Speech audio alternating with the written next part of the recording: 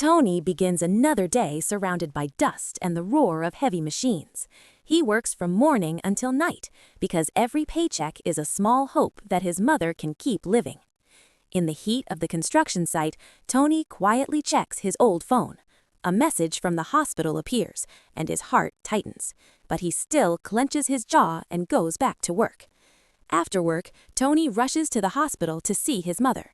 In front of her, he forces a gentle smile, pretending that everything outside is still under control.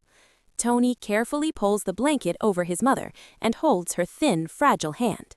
He quickly turns his face away, trying to hide the tears gathering in his eyes. In the hospital hallway, the medical payment notice leaves Tony frozen in silence. He asks for just a little more time, but the rules remain cold and unforgiving. At sunset on the construction site, Tony stands at the end of the salary line with one last bit of hope.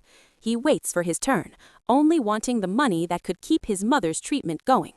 When Tony asks about his pay, the boss coldly shuts the ledger. The hope in Tony's eyes disappears in an instant, replaced by confusion, pain, and disbelief.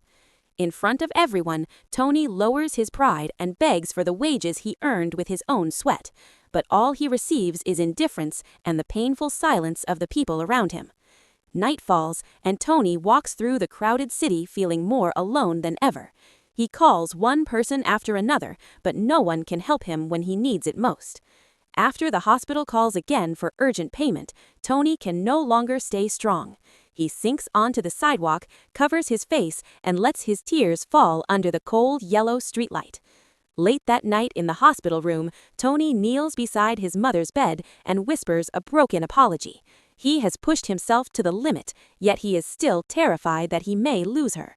The next morning, just when Tony is almost out of hope, a small miracle appears. Quiet hands reach out to help, and in the darkest moment, hope returns to him and his mother.